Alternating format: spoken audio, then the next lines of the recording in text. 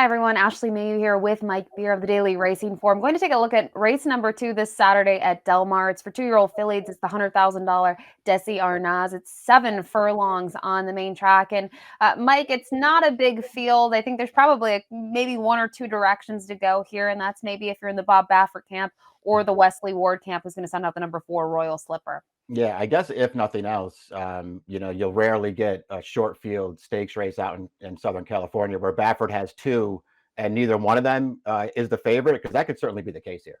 Yeah, certainly could. Just Royal Slipper, very impressive on debut at Keeneland back in October. And it's a compact field here, but, a couple of horses have a little bit of an edge in terms of that they've faced, I should say really one in here has faced winners so far in the career, that being the number 2, Tambo. But we'll kick things off here with the horse on the rail, a 2-year-old daughter of Malibu Moon, the number 1, Nothing Like You.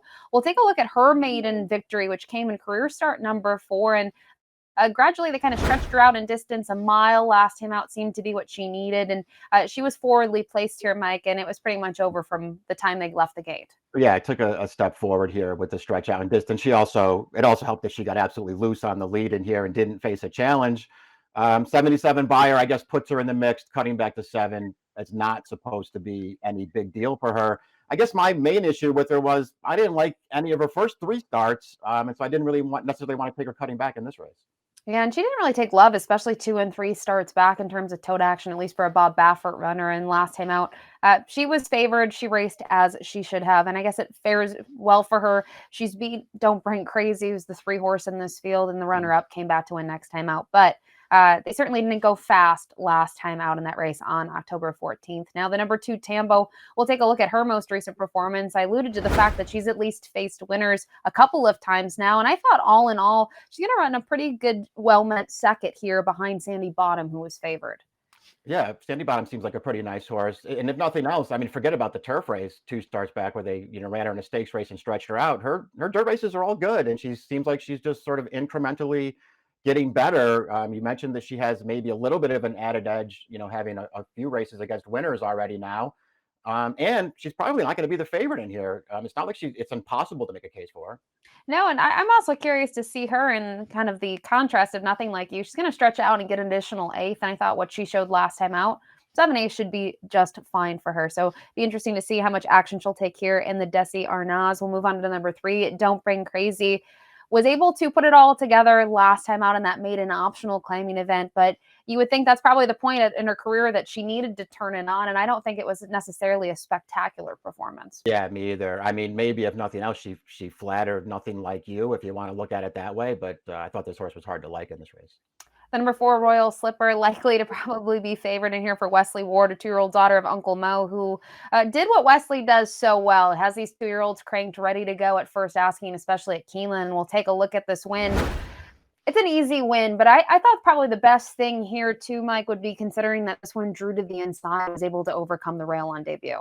Yeah, typical Wesley Ward stuff. If you go back and pull the full replay, I mean, just this horse was like a rocket out of the gate, and just had two or three lengths on this field right at the start, and just never really gave them a chance to get involved here. I thought it was all in all a really nice debut performance. I think it's probably a good sign that Wesley ships her out here to run in a stakes race for her second career start. And she's probably going to make the early lead again. She's got a big pedigree behind her. She might actually be pretty good. Huge pedigree. And I think it's also worth noting, she's had a couple works now in California, one at Santa Anita and more recently at Del Mar. So maybe this is something that they've been looking forward to with her, getting her in the stake spots. But we'll wrap up the field here with the number 5, Hello. I guess the other Bob Baffert, if you want to say that. She took some respect on debut, Mike, but she really never got going from the get-go. Yeah, I had real trouble at the start of that race. And then she just looked really green to me. I wonder, you don't often see it with the Baffert firsters, but maybe this horse just really needed that start, because she didn't really do any running in there after a troubled start, but she's bred to be a good horse. She got bet a little bit in that race, like they think she can run a little bit. She's got a good outside post here. I think she's going to run way better in here. I'll wait and see what kind of price she's going to be here. But if she gets totally overlooked, I could talk myself into taking a shot with this horse. Absolutely. She's got a good workout too, 59-4 in preparation for this race. And I guess there are 2 ways you could go with that debut. She didn't show anything. Is she in here for her stablemate, or do they actually think there's some talent here? Because I don't think she necessarily has to be the best of the best to at least get a piece against this field. But field of 5 in this $100,000 stakes race. And Mike, for me, I mean, I really couldn't look outside the 4 Royal Slipper. I thought this was a pretty nice debut from this filly, and she did everything right. Yeah, I looked at it the same way. I ultimately decided not to try to beat her in here. I just think she's well spotted for her second start. Again, if I was going to take a shot against her, it would be because the horse on the outside gets totally ignored in this race and is some kind of interesting price.